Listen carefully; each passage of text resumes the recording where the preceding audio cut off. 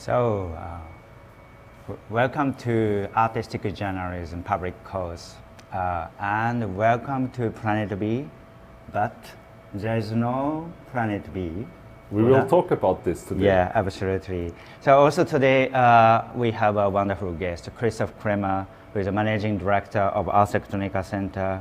So from Linz, we are live streaming this unique exhibition of There is No Planet B.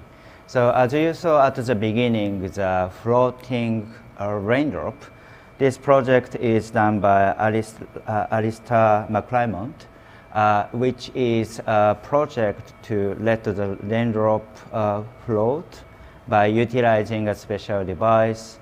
And you could see the kind of unique tension between artificial force and also natural gravities. So how are we living together in such a nature? But in our time, we are full of very artificial kind of development on the earth, so-called Anthropocene. So how can we live together with our planet, and what can we take to change? So Christoph, shall we take them to this special exhibition? Yes, because we today want to talk about welcome to this planet B, but what is this planet? Is there a planet B, or should we talk about how fragile our life is on this earth? And this is we want to figure out through a few artistic installations, and yeah, let's go. Let's go.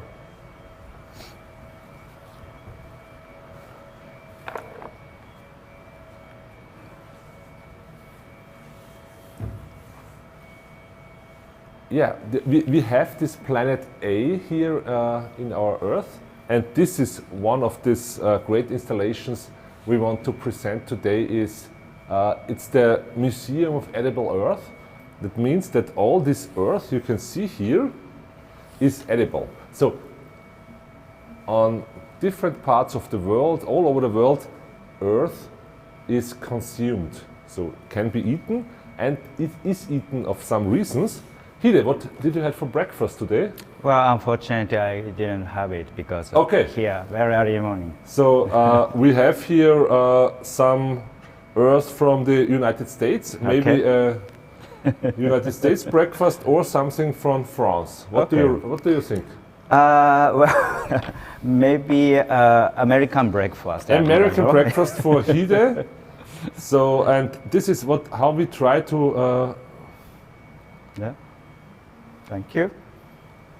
I take the French one. I will take this one. I'm taking the continental breakfast. Continental, and I take this French one.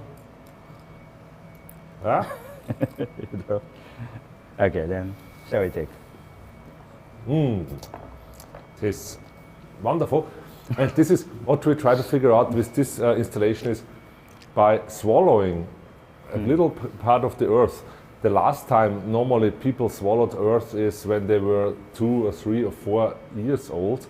Now they come back on this, and now they swallow it, and then it's a deeper impression of how important the things what we got on the earth, what the resources we got, they are so rich and they are so powerful for us, and we have really to take care of it. And this is this project, Museum of Edible Earth. And they are collecting all this earth from all over the world. And we want to open up the mind for our visitors here in these exhibitions by first swallowing a little bit of earth and then getting deeper into the topics of what we want to talk about our planet, about our plan B, our planet B. What can we do together? Yeah, it's perfect start, isn't it? This project done by Marshall. This group opened such an open dialogue, to give by giving us such a shared, experience. So whoever today, I and Christoph had a very unique moment to take the soil together. So, but now we can start to discuss the, soil itself. And the question maybe to all audience is: have you ever eaten the soil at your place? Or do you believe that is it possible to have it? Or do you have such, cultural wisdom, created by humans in your location, in your culture? So actually the soil itself is, as Christoph mentioned, sort of a representation of the belonging to the planet and also quality of the place. So I think it's a kind of nice, in a way, artistic journalism to report us Absolutely. the current situation of the planet. And the main point is that we, with this exhibition, with this thing, what we are showing here is we want to touch the emotional part of us humans. Of course, we have all these informations around here. What is happening when the global warming is getting 1.5 degrees, when it's getting 2 degrees. All this information is there, but to be honest, there are a lot of books written about all of this.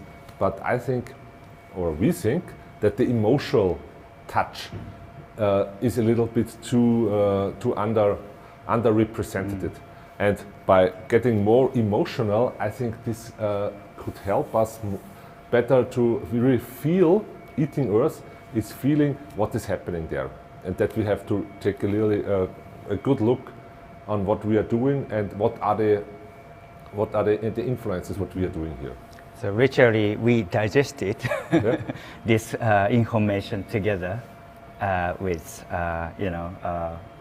audience. So then, shall we go to the next Yes, project? because we come now from tasting soil to a really great.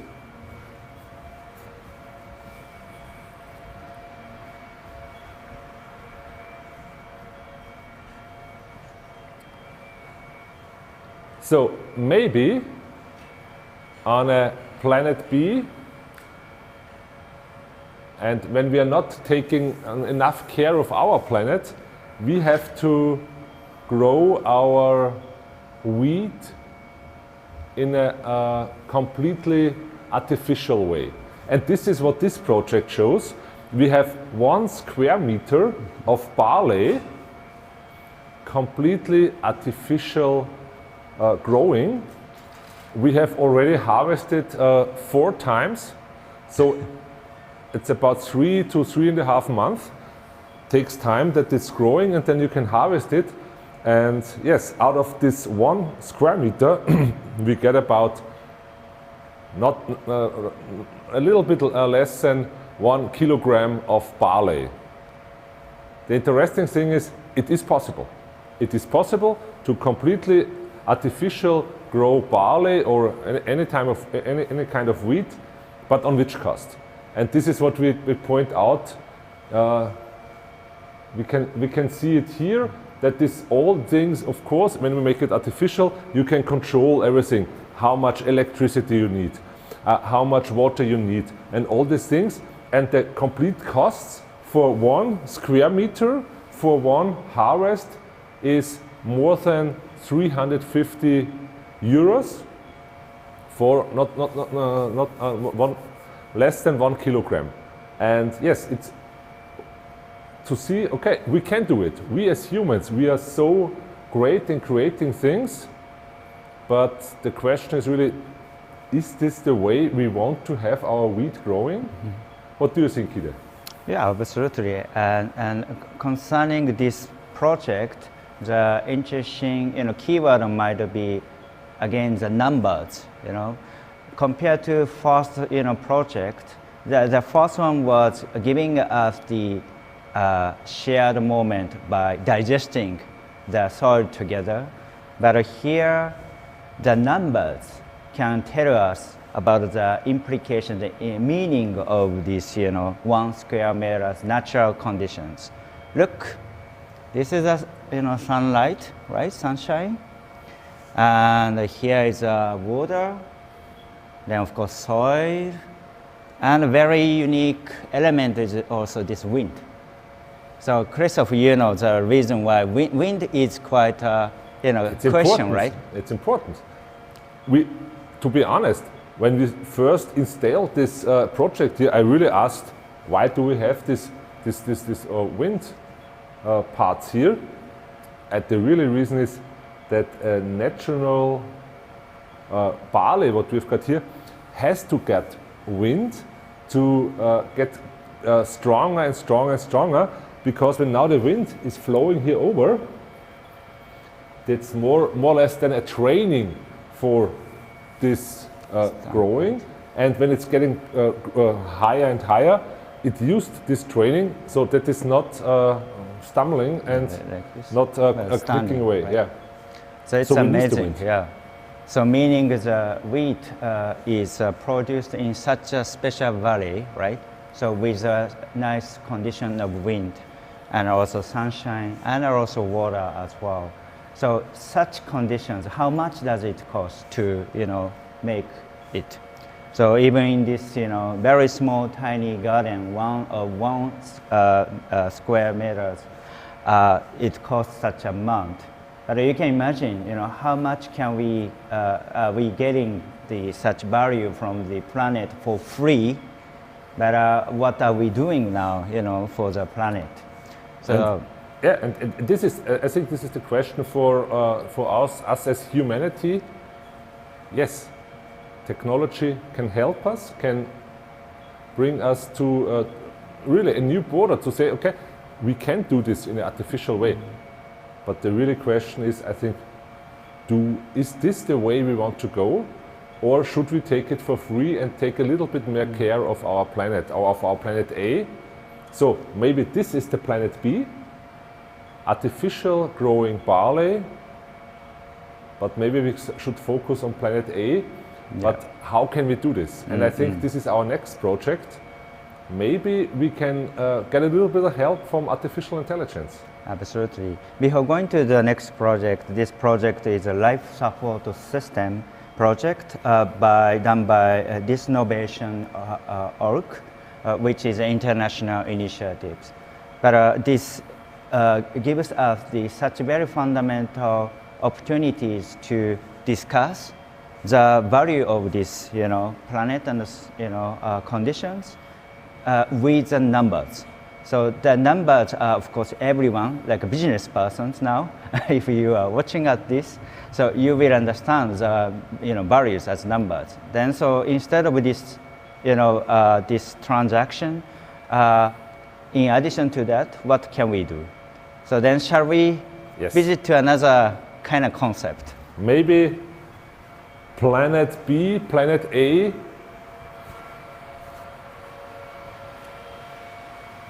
Yeah, maybe technology can help us. Artificial intelligence maybe can help us to find a way to save our planet. And this is this great artwork we've got here, Asunda. The artists here collaborated with scientists and created this powerful machine. And the input are images from satellites. So we have here satellite images.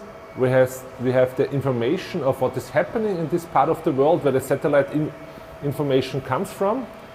And then the artificial intelligence is trained on to figure out what could be the solutions for the problems we are putting into the system. And yes, looks really, really powerful. But what is really the outcoming of this? And we have here the Arctic, and the recommendation we see here is re-icing. So we put in a lot of energy into a powerful computer. We are putting in hundreds of images from satellites. We are putting in all this information we humans got, and the system is calculating and calculating, needing a lot of energy. And what is the outcome is they say, okay, in the Arctic it would be great to re-icing. Does us help us a lot? What do you think, Hide? Well, this case it was such a difficult kind of place where you can't imagine much. But look next, Berlin. Yeah, Berlin, Deutschland. Germany. In the politics, of course, we are bought into the politicians to, really improve our cities and our living conditions. But are we also able to change the conditions for better ways? But as you can imagine, as a humans, because of the issue as a human, it's pretty hard to propose such radical, suggestion created by AI, don't you think? Absolutely. So, because as human communication, we needed to negotiate. Absolutely. This is a very difficult point and question. We have to negotiate, and maybe it could be easier when a machine tells us afforestation with tropical forest. So the solutions from this machine, from this artificial intelligence machine is, in Berlin, we should make afforestation with tropical forest. This is what the machine, what the artificial intelligence recommend to us. And this, in my opinion, this is quite clear. Of course, it would be easy to say, okay, the machine say we have to do this, and then we do this, because we don't have to negotiate about different thoughts. But in the outcome of this, we see artificial intelligence cannot help us with such tremendous things. We have to think about ourselves. We have to think about what can we really do. And yes, it would be easy. It would be so great to have a machine like this, and we put in all the informations we got about our Earth, about our plan net A, about our plan B, and then the outcome is, yes, you do this and this and this, and everything is fine. Unfortunately, this is not working. Yeah, but to me, it's also quite giving us new hints, through the collaboration with artificial intelligence. Because everyone knows, we can't solve the critical issues only by humans. Yes. So this case, we might need this kind of, different thinking way, insights to, at least, to get imagination. This is a very interesting, contradictional part. One side, we believe, we need to act, but such a radical, suggestion can be created by artificial intelligence. So meaning, the point is how to utilize the artificial intelligence to solve such deep issues. This case, at least this can be giving us a hint, inspiration to start to discuss such, very provocative actions. This project Asanda was created by Tega Blaine, Gian Oliver, Bengut Schulem. So such a wonderful project, don't you think? Yeah. I think it's one of the best projects we've got in our whole museum, because it shows us how powerful technology is, but how helpless it is for us to solving the fundamental problems. So I think, and this is what we want to figure out a little bit, is okay, we can take technology to bring us a few steps further, but the fundamental things we have to negotiate as a society, as humans, and we have to find the solutions. Technology can help us then to create the solutions as good as it possible is, but technology won't find new ways for solving problems. And so we've got this example here. And yes, I think we as humans, we are so creative. We have creativity, without any borders. And this is what we have to use. And maybe we find 2 or 3 other projects in this exhibition which help us a little bit more than artificial intelligence. And yes, let's take a look further. Let's take a look.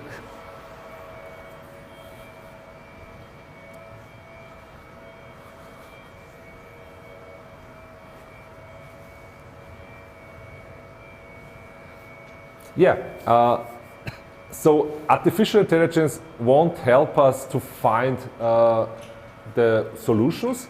It may help us when we found the solutions to create the solutions and to realize the solutions.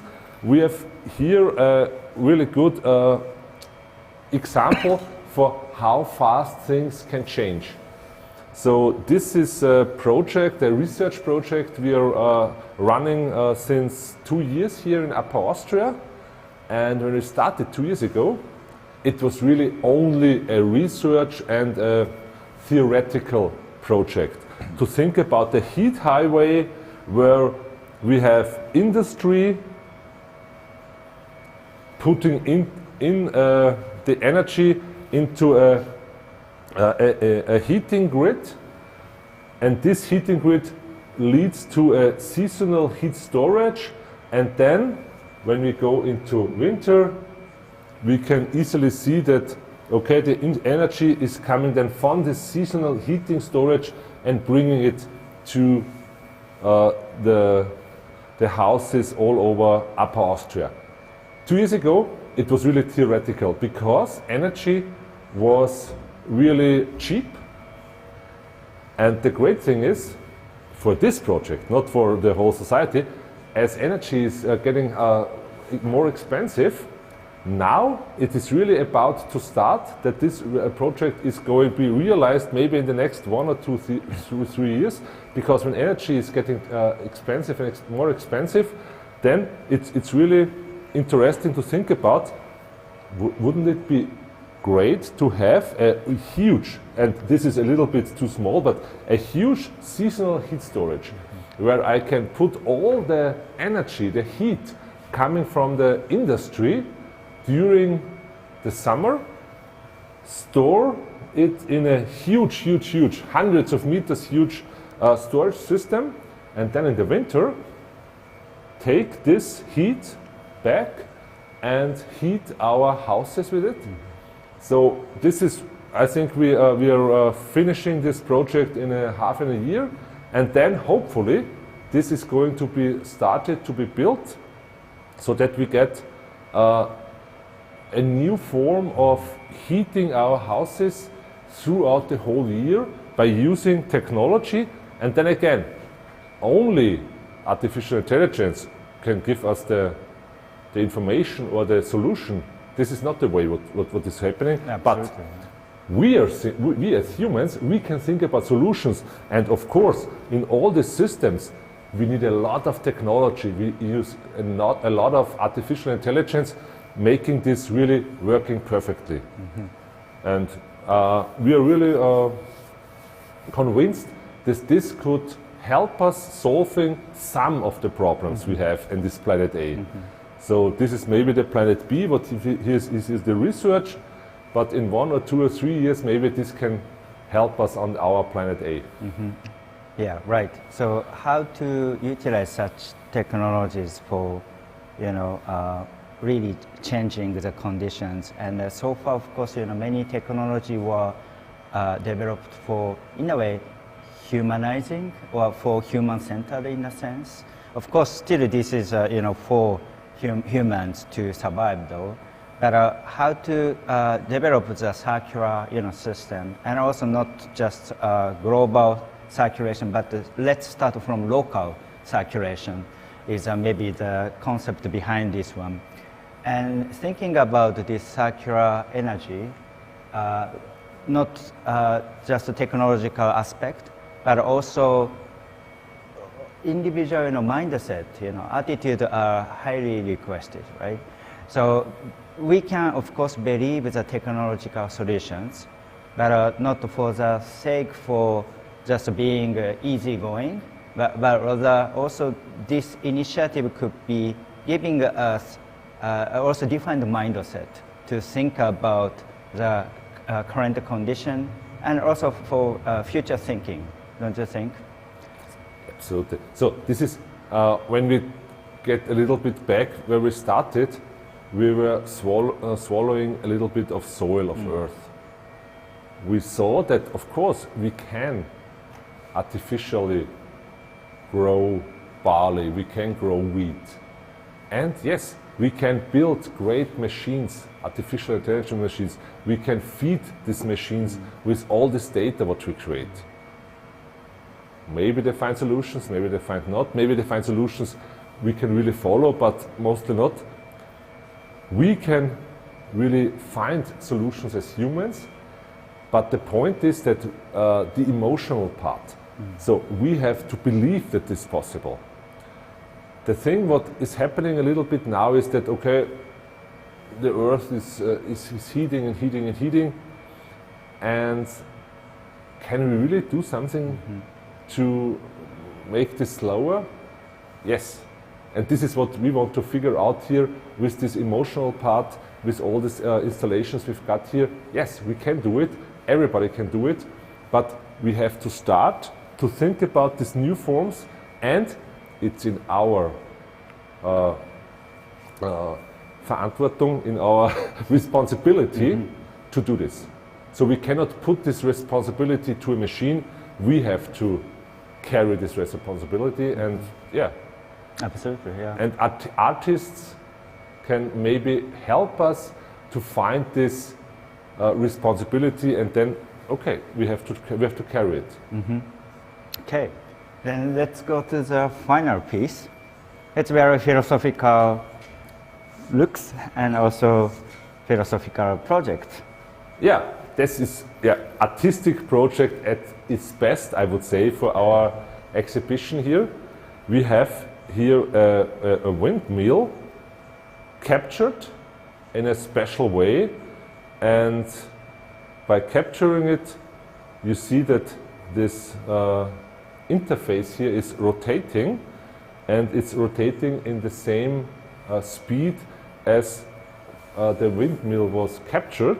So it seems like the windmill is standing still and only the basis is rotating. We have here and so we have here a great example for how artists can generate new looks onto problems what we have.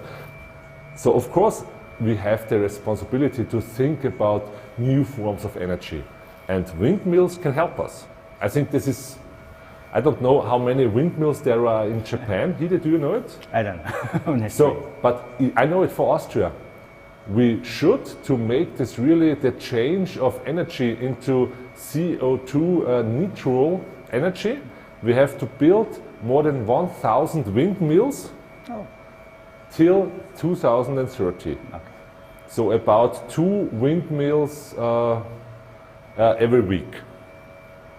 But, and this is the thing but only building windmills doesn't help us out of our problems, because when there's no wind, where comes the energy from? So in this derotation, interesting enough, the artist who did this is now bringing you the images into your home, because Thomas Schwarz is now holding the camera. He created this wonderful artistic work. Rotating is the one thing. When there is wind, we got energy. But how to store this energy? Where is all these things coming from when the windmill is standing still? And there is not too much solutions right now. So we have to think about how to store, how to capture energy for the times when there is no wind. Absolutely. Then so look, this looks like, it's stopping. So meaning even though we are producing energy, we are consuming. So it equals each other, right? So then what does this mean? Of course, this is asking us such fundamental question: for what are we using the energy? This is a very philosophical question. This is for nonsense in a sense. Yeah, absolutely. Yeah. So then look. So again, artists are able to extract such kind of points, not just conveying the news as text and visual information, but in this way, artists can create this entire space to start to discuss such fundamental question. Why are we using, for what are we using the technologies and also energies? Then so what are we doing? And it's very kind of contradictional point regarding this point. Yes, and so when we sum up all these things, welcome to Planet B, or there is no Planet B. Yeah. The thing is, we have our planet, and of course we have to think about new ways to create this planet B out of our planet A. And of course, technology can help us in different ways, in a lot of ways. But the responsibility to use the technology in the correct way is in our society. And of course, windmills are great. But we have to also think about, okay, when we put there 1,000 windmills more in Austria, how can we store energy? How can we use energy? And the best way, of course, is to reduce the energy consumption. But of course, all of us, we are not consuming because it's funny. We want to use it. We have to afford our things, our lifestyle. Reducing means maybe that Hide cannot hold a tablet in his hands. By reducing, maybe we cannot afford something exhibitions like this because we want to reduce energy consumption. But this is all the things we have to go through and to be honest to ourselves. So at the end of this guided tour, I would like to ask him a couple of questions actually in terms of artistic journalism and this topic of Planet B. In the daily opening hours, so many local people, global people are coming to and experience this entire exhibition. So how is your kind of impression, and also did you get kind of feedback regarding this exhibition? What kinds of influence and also change were happening within the audience? Do you have any kind of impression, yes. observation? Yes, of course. There is. I think there's a lot of knowing about the problems we have. So there's no person coming here and to say, oh really, the global heating is a problem. The thing is, everybody or almost everybody knows about the problems. But the rethinking process of, okay, we have a problem and we have to solve it, this is what we want to achieve with these installations here. Because normally, and this is the feedback what we got is, okay, we know this is a problem, but that's not my problem, because me as an individual, what can we do? This is someone who has to solve it on the political way, on the higher level. So for me, it's not the problem is there, but it's not my problem. And this is what we want to change through swallowing earth, through swallowing soul, showing these problems that it's the problem of everybody here. And this is what we achieve through this exhibition. So going in this exhibition, and the first thing, okay, we know there's a problem, but it's not my problem. And then after the exhibition, okay, yes, it's our problem. And this is so what our approach is here. Yeah, it's a very important point to shift the personal, perspective to shared perspectives. And also by having the shared perspective, we can start to discuss, think, and act. Maybe the most difficult part is action. At Ars Electronica Center, do you have any kind of education program initiative to stimulate such kind of actions? Yes, we are doing a lot of workshops with school classes. And this is what is really the great thing, what is for me so positive, what is for me the positive influence when we see all the school classes, all of the young people coming to our place. They have this problem feeling and they want to change it. And we make workshops together with them on which parts they can really help and they can really be part of the solution. And this is my great opinion for school classes, but for all others as well. We have to create an idea where everyone can be part of the solution. And when everybody feels, okay, it's really on me, and I am part of the solution, then the solutions will become real. And so this is what we try to bring into the mind of our visitors in our school classes. I think it's a combination of such workshop and also this experience of the artistic exhibition should be the key point. So quite often, there are, many programs in a sense, like so-called STEAM, programs. Yeah. Is just giving the tool labeled by STEAM kit, and they needed to do something, but it's not enough, right? It's not enough. No.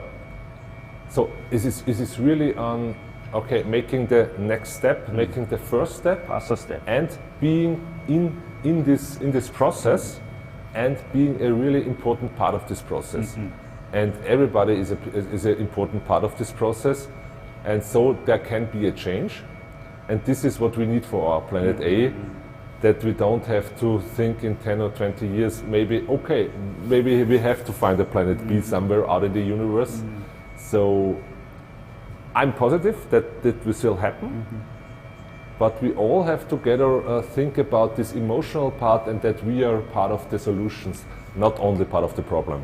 Absolutely. And as today, guided tour really took you guys to such experience. First, digesting. Second was also, sharing the numbers, and also, talking to artificial intelligence and seeing the latest research, and also stopping to think. I think this kind of different behaviors and modes allow us to dive into one more step to this, start to really act.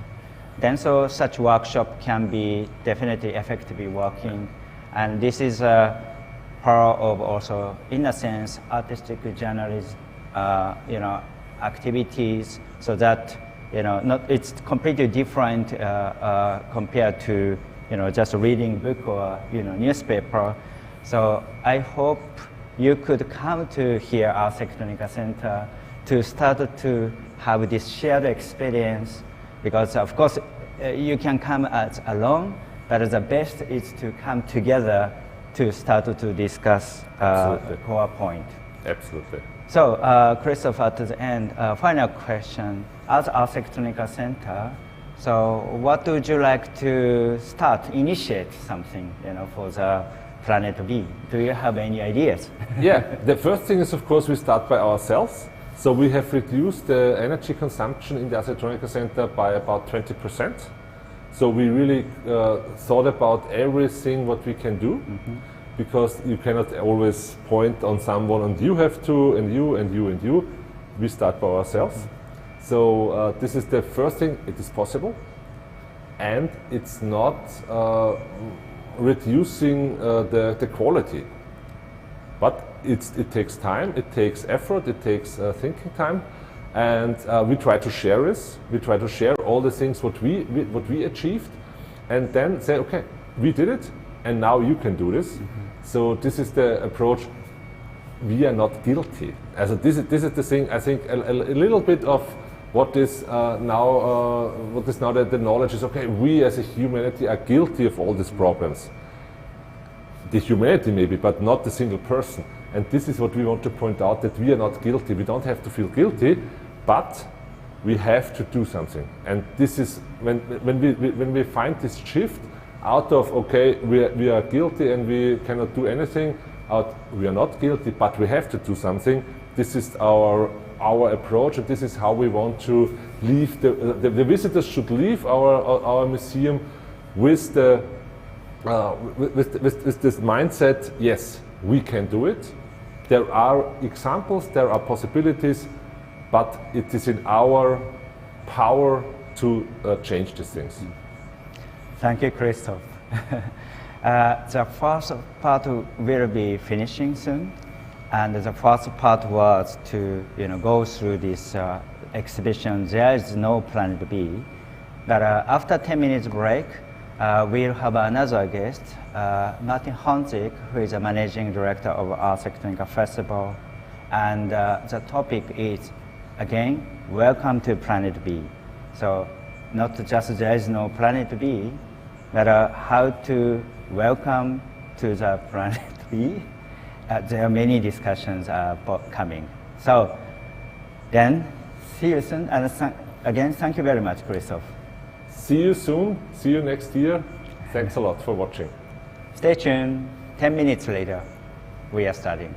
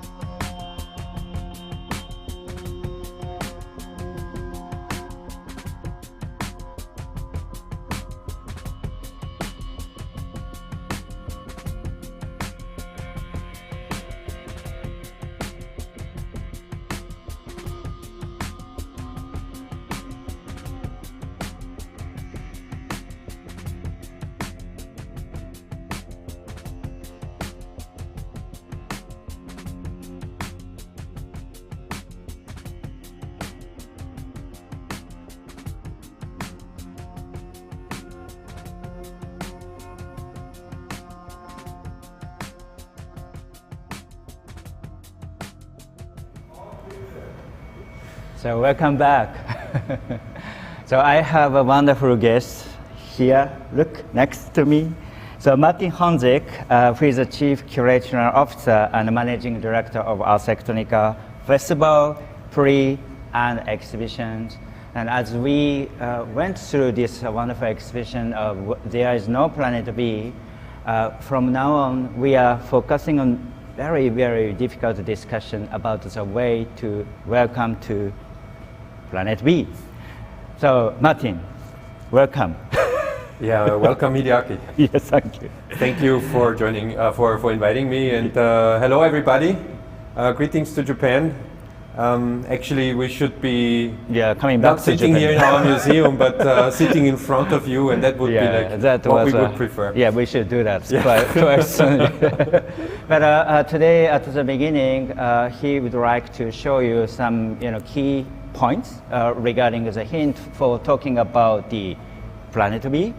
Then so afterwards, Martin and I will discuss. And if you have any questions and points that you would like to be a part of this discussion, please post via YouTube entry and post. So, but Martin, would you start to explain about your thoughts on this Welcome to Planet B? Yeah, for sure.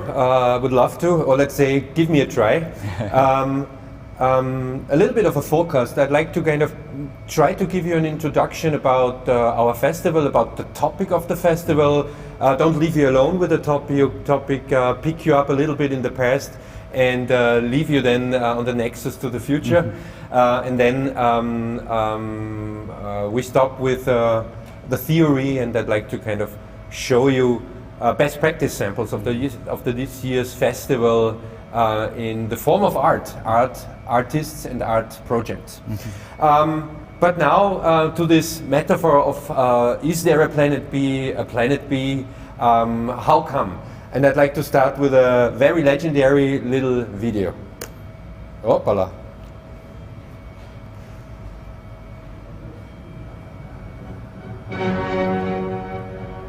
So this was actually the moment of birth of Ars Electronica. And the voiceover is telling us that it is 1979 and the future is coming, so to speak, to the city of Linz in the shape of a robot.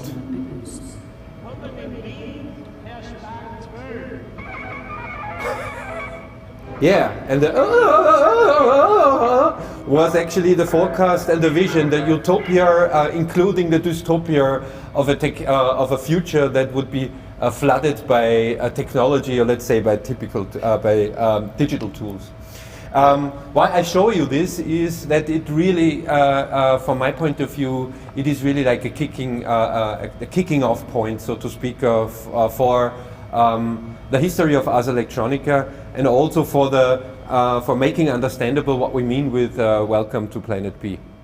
So just looking now at the many topics Ars Electronica has been focusing on in the last more than 40 years, it was literally, or let's say more about focusing on this entire focus that technology would, let's say, come over us, or let's say would influence us not only in the industrial life, but actually all over and everywhere in our all-day lives. Just looking at the visionary power of the forethinkers and the current thinkers, like Gerfried Stocker currently is, he is the guy giving us the topic every year. It really, you can really observe that there has been a big, or let's say a tremendous shift happening. It is not anymore talking about technology. It is actually much more talking about a global situation and questioning what role technology should take over here in order to kind of support us as humans. And it is also about discussing of what human nature became. Is it still this that we are standing on the peak of evolution? Or is it still, or should it be that human's nature is being part of a bigger image, of a bigger part, of a bigger system, of a bigger dynamic? So what we have been facing is that Ars Electronica started as an avant-garde, 15 protagonists coming to Linz for a conference discussing what I just tried to explain you, discussing the future and the role of technology there. And we are all living on the same planet. We are all aware of what happened in the last 2 years in pandemic, where everybody was talking about the digital transformation. And it was us, or let's say our forethinkers, standing proud on the stages of Ars Electronica and highlighting the so-called digital revolution, with a big hope and with a big belief that this new digital approaching our lives, entering our lives, would open a new space above the traditional understanding of borders, centers, of national borders, would offer a new democratical place for global citizens. That it all came different is something that I don't have to tell you, but what art and artists might play a role in kind of making this complexity and complex situation that we are currently facing understandable is something that we will further discuss in the next minutes. So what we desperately need is from the digital revolution via the digital transformation, a digital humanism. So what Ars Electronica has been, the role of Ars Electronica, the festival, accompanying, so to speak, this endeavor of an entire global society and its relation to technology, is that we transformed ourselves from a controlled, curated art festival, media art festival, to, let's say, a platform for global citizens. We grab, so to speak, that we take this term of a Volksfest, of a fest for the public back, and we transform it into the complex situation of the 21st century.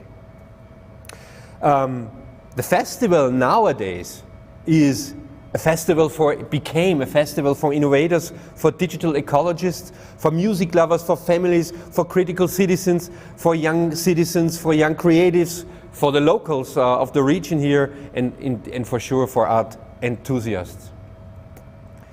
But now, what and why Planet B? So Welcome to Planet B is just another try, let's say it like that, as you got introduced into there is no Planet B, into a situation that humankind is facing, that one could ironically say we already entered a new world, but humankind is still ignoring it. And it is that since the last years, Ars Electronica has been looking for this trigger point, this reflex that we should have embedded into our cultural DNA to make a global shift into the right direction happen. Welcome to Planet B is another version of 5 minutes to 12, 4 minutes to 12, 1 minute to 12. It is, so to speak, the try to project ourselves into a future where one could say, hey, humankind achieved something. We have been landing on the Planet B where based on new values, based on new currencies, we achieved a collaborative way to live on the planet where we are respecting the nature around us, where we are respecting us, and where we find a way of trading, of dealing that in the context of circular economy, where what we leave enriches the planet and is not wasting the planet. Welcome to Planet B is, so to speak, a simulation where we are going into the future, where we are taking that moment where we think we achieved something, but at the same time where we critically look back and where we ask the question, hey man or woman, when we really made it as a global society, making and reaching a common goal, what the hell happened? What political circumstances made that happen? What systems, on what culture a crowd of billions would go into the right common direction. So what we are currently facing as a phenomenon is so-called interregnum. Some know this term from other fields, from music. So this is a kind of interim period in which the old dies and the new cannot be born yet. We can talk about a tipping point that we are currently looking for with this festival, with the editions before, and probably with the editions coming after the 22 edition. What is a tipping point? A tipping point is the moment at which the processes in the system fundamentally change. I'm not talking about, this is nothing for the good or for the evil. This is a nice pictogram where we see us trying to kind of put the ball over the peak so that it creates a new dynamic, a new energy in rolling down. So the tipping point in the understanding of the millennium, it was just a term for economy. Again, we are facing a world where, due to the digital tools, the entire idea of trading, the idea of the industrial revolution was speeding up in a tremendous way. And this didn't just influence the efficiency of our production processes. No, it did influence us, citizens, individuals, and groups that we call ourselves society in all the aspects of all-day lives. In 2006, tipping point became all of a sudden transformed from a term of economy to a term of ecology. It became, so to speak, the term showing us what we consume and what is growing, what we take and what is not growing. And the challenge of 2022, and that was also the challenge of this year's festival, is that we are looking for the tipping point in our human nature, in ourselves. So what we desperately need is social transformation and social innovation. In other words, we need, so to speak, a new definition of culture. And what is culture? So culture is, and this is a personal interpretation, it is the way how we live together, how we decide to live together. It is the way how we trade and how we deal. So on what fundament of economy we set this entire game up. And it is then at the end the question what we think is consuming and how we are consuming. In other words, and a little ironically said, so yesterday it was to earn as much money as possible and do something useful with it. But tomorrow we still need to earn money. We still need industry, economy to feed that entire population if we want this entire population on eye to eye. So tomorrow it is to do as much useful work as possible and earn money with it, which is a fundamental shift in the understanding. Looking at the festival, I mean, in all its different program aggregate states, you could find this idea, these questions, and also some answers. And one focus was the Studio Dystopia exhibition. It was our topic-related exhibition. And then again, it was focusing on that moment where we achieved as humankind in our nature that is so deeply embedded as a value in our nature, something that we were targeting. So we are standing in that moment of fame on the peak, and in the moment where we think we are the best, we decided to, in a curatorial way, to look at the traces, at the shade that we in that moment put and project, and at the consequences of our behavior, the consequences simply of our wonderful human nature. At the end, it was a ride through a rather dystopical scenario that we are currently facing. We had it to do with microplastics, less solutions than much more disasters that we are facing as humankind, troubles we should face to solve. So the question of the core question of the festival, and also about this playing around with there is a planet B or planet B, was there a different life is possible, but how? And that brings us to that moment where we look at the species that we are actually representing, and it is the media artist. It is actually a young generation that appears, and one could say that we see a trend. But it's actually a logical consequence out of the situation that we are currently facing all over the world. It is that we see at the pre-Ars Electronica in our self-curated formats, program formats, in the field of media arts, a new generation of artists growing up that we would call natives, that are entering this world in with a very authentic way of how to utilize the technologies, the cutting edge technologies around us, technologies that we more create to some ghosts, to some mythos, which is the wrong way. We have to demystify, so to speak, technology to where we invented it in the very first moment, as a tool that helps us to come over our limited package of sensorics that we have.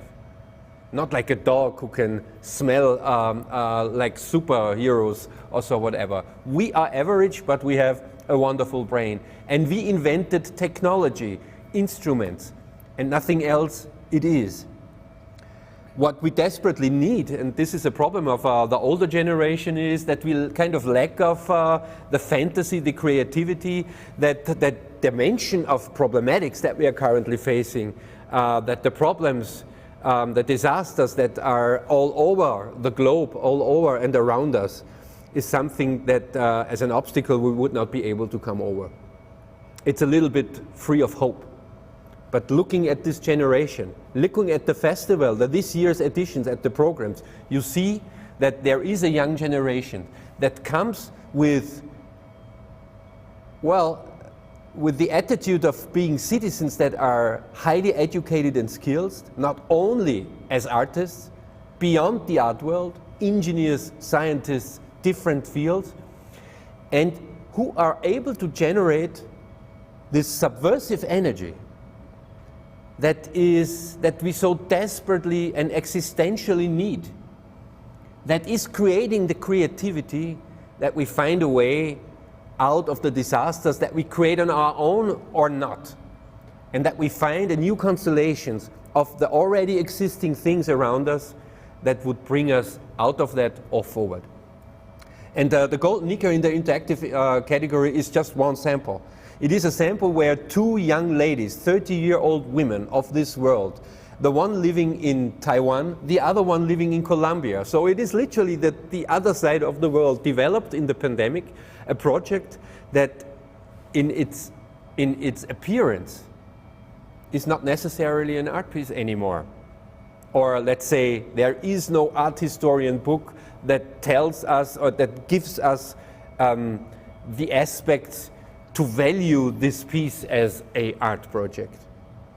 We see a generation that is stepping out of the art world and offering tools, artistical tools, to the entire society. It is a generation that we have in front of us that is able to kind of read the things around us in a way to find the right constellation of technologies, of ideas, and to create something that one could say prototypical solutions beyond the art world.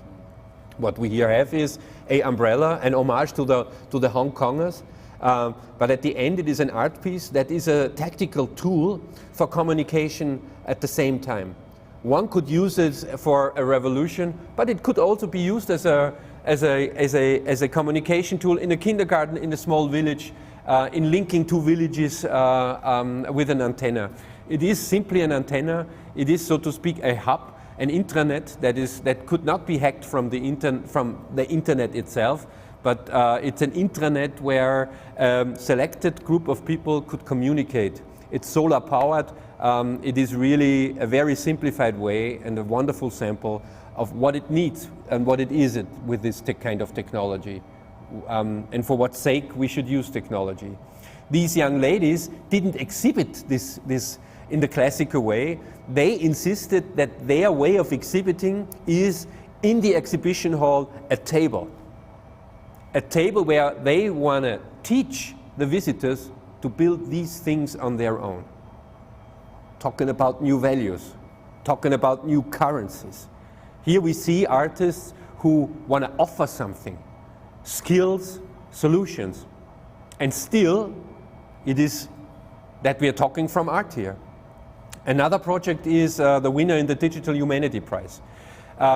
What before was, so to speak, a wonderful sample how others could get empowered and use the technology for the sake of their own troubles to be solved. Is this a sample where we see when it's about making the big shifts, the big shifts happening, it's all about, you know, having the idea and finding this and implementing this idea in the context of scale.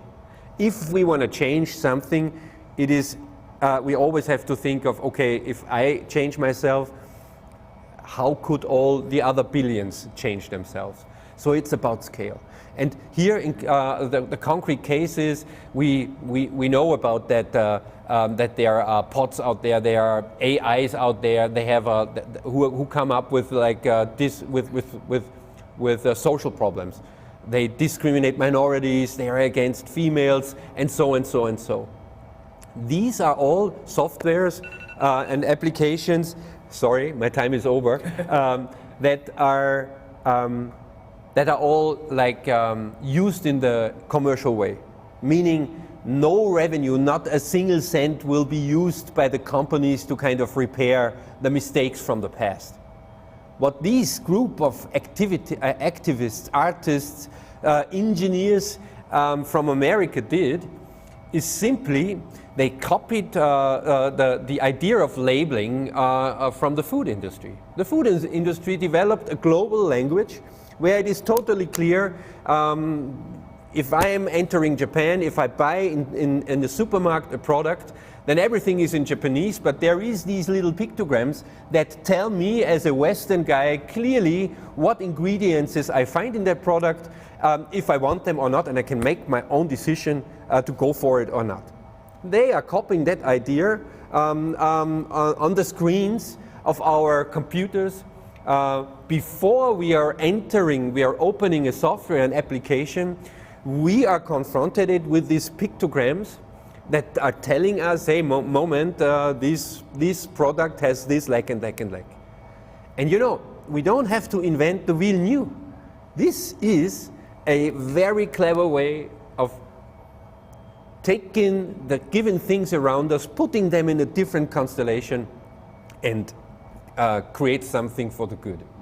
I think I could endless talk about that, but we will have anyways a discussion about that.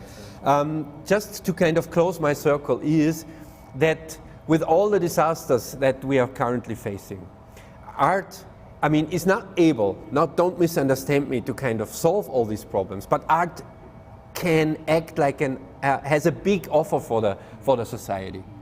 It has the one offer, and that was also the purpose of the festival, that we are living in a more and more becoming contradictionary world. Democratic values and a contradiction is actually a democratical value, is something that they are disappearing more and more. And Ars Electronica, the festival, offered this year and will keep on offering that, you know, art has it embedded this kind of discussion about contradictionary. It is nothing evil. It is actually something that is extending your scope. If you're meeting somebody with a different opinion, then actually this is a value of a democratical living together. But it's not about turning away. It is creating the curiosity for the opinion of the others. It does not mean that you have to change your opinion at the same time too. So artists are citizens like us. They are parents, they are mommies and daddies, and they have a right to participate, and they want to participate to solve the big troubles and problems around us. And art can offer a space where we can train ourselves in, as I said, in understanding contradiction and contradictionary as a skill, as a positive aspect of a democratic culture. And art is, so to speak, and art itself also, in these times of transformation, has to think and rethink its own position. Because there is the fear, if we keep on discussing that AI is taking over art, would become better art, that we are losing the train because we are not understanding the questions that we are raising in the right way. Thank you, Martin, and such a very powerful statement as a festival director to give us the opportunity to stop to think, to rethink about the current situation of creativity and also participation and also our society about economy. And as inspired from Martin, and also I'm quite often explain who is an artist, to public, and I'm quite often answering, artist is a future citizen, who can bring the new, opportunity for us. Then, as my observation in your talk, I just extract one keyword, was about futures. Plural futures literacy is maybe the very important capability and skills that to understand our possibility and also problems, but also stimulating new actions, and also I think we need such a new futures literacy more than media literacies, because we studied, maybe you guys learn in the media literacy course or something like this, but including climate crisis and many factors about this tipping point, So we needed to have such futures literacy, but again, artist is bringing the idea, concept, as in our futures literacy, as many artistic expression, exploration, and also as well as artistic actions, as you showed me. And also in our discussion, actually before we started to discuss today, we discussed a new also value about our society. So of course, just following the traditional economic model, money or capitalism was the so-called currency. But what's the new future currency? Currency is not just money, but it's going to be a new flow or a new value to be exchanged.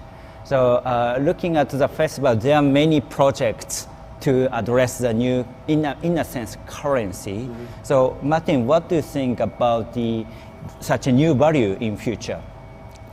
Well, the new value in the future is definitely, I would say, the common. Mm-hmm. And that is something that is not new in our world. Mm-hmm. And it was a pretty famous, so to speak, Japanese artist and cultural manager who invented this concept of common.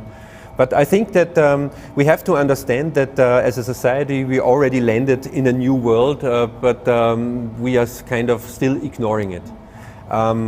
And it is that the new world's new values are based on the challenges that what you guys have been explaining before.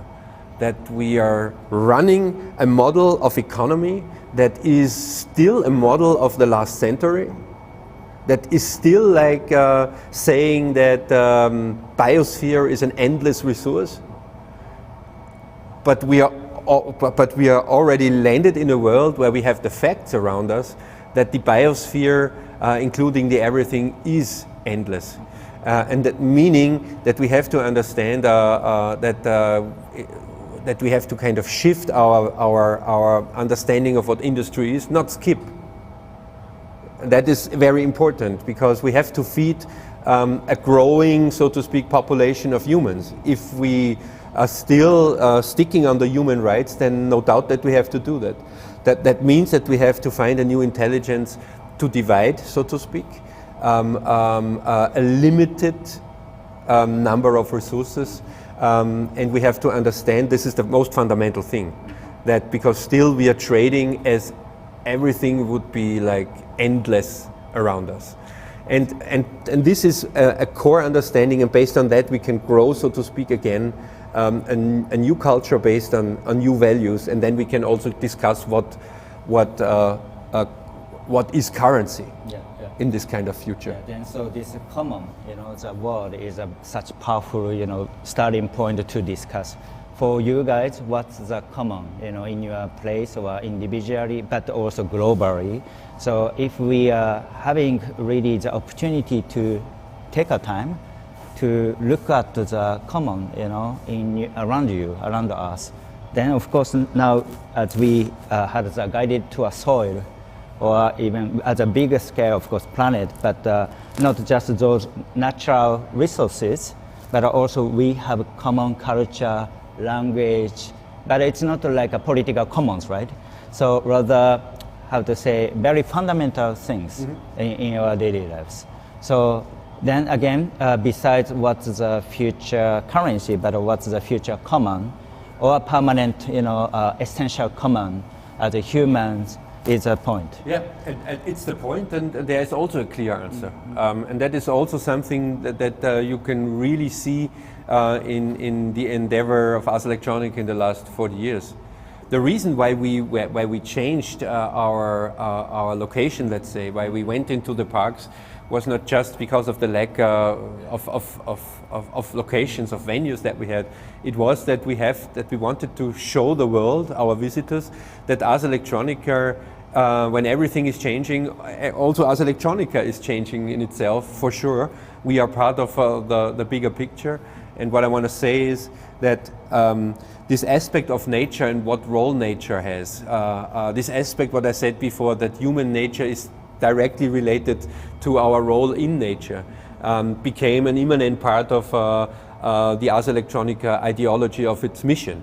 So technology, art and society could be, so to speak, this triangle is like since a few years now a quartet with this new term, nature. Yeah, absolutely. So very interesting in English, human and nature, separated as a word.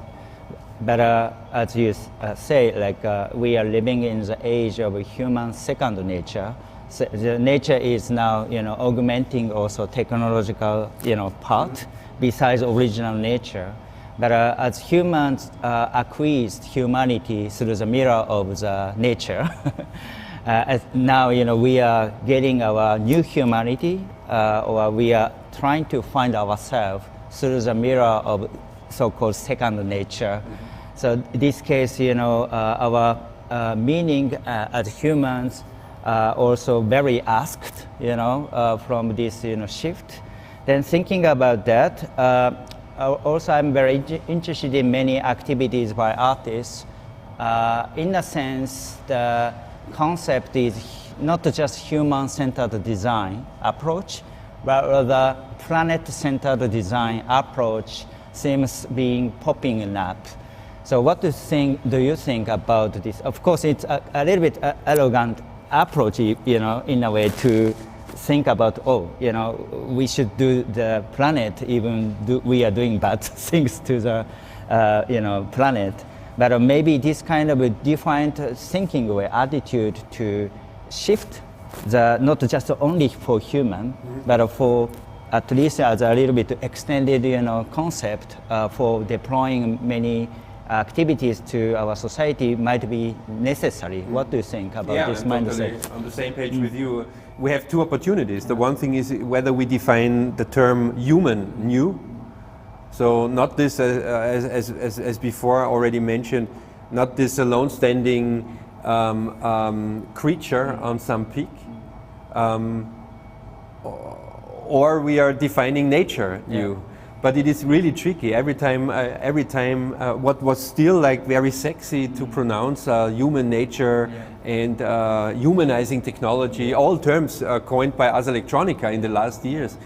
You know, looking at the facts, every time I'm using human nature, it feels like, ooh, or humanizing technologies, it doesn't feel right anymore, and I lack a little bit of finding the right term for it, and it is this playing with nature and human, but at the end it is that we really have to understand that actually the way of how we trade and how we are thinking economy is a little bit the basement of the disaster, because I mean nature is in itself a circular economy aspect. So and what we did in our ways of putting ourselves on the peak is that we are putting everything out of this circular economic organisms, and we put it actually literally on a conveyor belt, and there is only one mouth to be fed.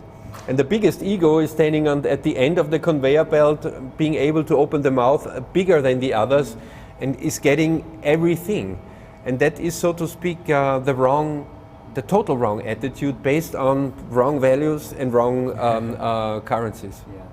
Then so thinking about our festival, in the past decade, I feel very drastic also change in a sense, you know, the role of the festival, culture base, because there are many, not only for artists, but also for, you know, educator, governors, and also politics, and also industries. So many different types of, you know, people are participating as not just audience, but they participate as co-producer in a sense for discussing the new culture. So meaning, you know, art is not anymore for art community or for art lovers, but also, as Muff mentioned today in the presentation, artists can, and art itself is a new behavior to catalyze our society, and maybe unconsciously, consciously, for instance, many people are, like including politicians, now coming to the festival. So I feel the new interrelation between art and policy, you know, because policy and art, well, I never imagined much, you know, about this kind of relation. But at least, you know, in this course, in artistic journalism, is a statement in a sense to bring such, you know, critical thinking to the public to start to discuss deep issues. What do you think about the role of, in a way, art for policy, and what would you like to play the role as a festival for this policy aspect? I think that this is really also what we see, I mean, as a trend, that art became more than just like this decorative aspect, whether it was critical or not. Just looking at forensic architecture of Bellingcat, all these movements that are interestingly all based now in Berlin, they're all coming together there. I mean, they already achieved a lot. Just looking at the proof of this KLM airplane being shot down by the Russians. I mean, you know, I mean, that was, I think, Bellingcat. Yeah. And, you know, Bellingcat is an organization where they are like looking for their footage and their proofs, so to speak, are all based off the footage that everybody could like find in the internet. It doesn't come from the traditional sources saying like secret services or media agencies who were telling us what the truth is or not. It was the first time in the human history that artists could kind of bring in, so to speak, a proof for helping the lawyer to say what is right and what not. And that is, you know, I mean, that is more than just a quote of something that happened. And what I want to say is what happened, what I said at the beginning, so that it all came different, but it started with a big hope that the internet and the digital would offer a space, a democratical space for global citizens.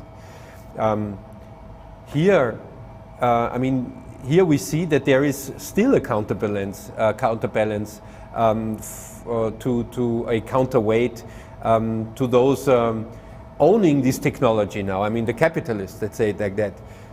We are talking here from artists who are activists, very critical citizens of this world, who are able to understand, who are skilled to use the technologies around them in order to create essential information for the common, for everybody. Create essential solutions, so to speak, far beyond the art world. And this is really more than decoration. I mean, this is really a tool. And by the way, it's not just like an art project and an art piece. It also shows, it symbolizes that these technology are not actually invented for the 1%, they are invented for the 99%. And it is about education, because artists are educating themselves or have been educating themselves the entire time, and they are a good sample, so that the way of they are playing the instruments, are using these tools, targeting them in a meaningful direction, utilizing them for the good, is also a way of artistical expression, which is for you guys, if you're still there, the good news. It is. The key thing is that it's no longer the art of engineering, which is something that is still important. It is much more the question how we create with technology, how we are able to create with technology sustainable social innovation. With these aspects that you just highlighted, with the question of what is actually human and what is nature and what is human nature. Absolutely. So that's a very good final message from Martin, who is a festival director at Ars Electronica. And please also join us in the actual festival next year in September every year. We are, already started to prepare for the next year's festival, yeah, right? Yeah, we did. And we have all your addresses, and if you don't join, you will meet us again. So, thank you, Martin. So, and also thank you for watching this live stream, and maybe quite many people are watching later as recorded contents. But I hope you enjoy it, and also you capture the entire artistic activities to transform our world and also transform our mindset. So artists and art can create a new meaning and a new dialogue rather than being just a decoration. So I think that was Martin's statement of today. And so today is a final actually public lecture on artistic journalism. Cool. And please let's keep in touch, and please come to the festival in 2023. And the theme will be coming from Martin and our team quite soon, not today. Then so see you next time. Thank you very much for watching. Bye bye. Ciao.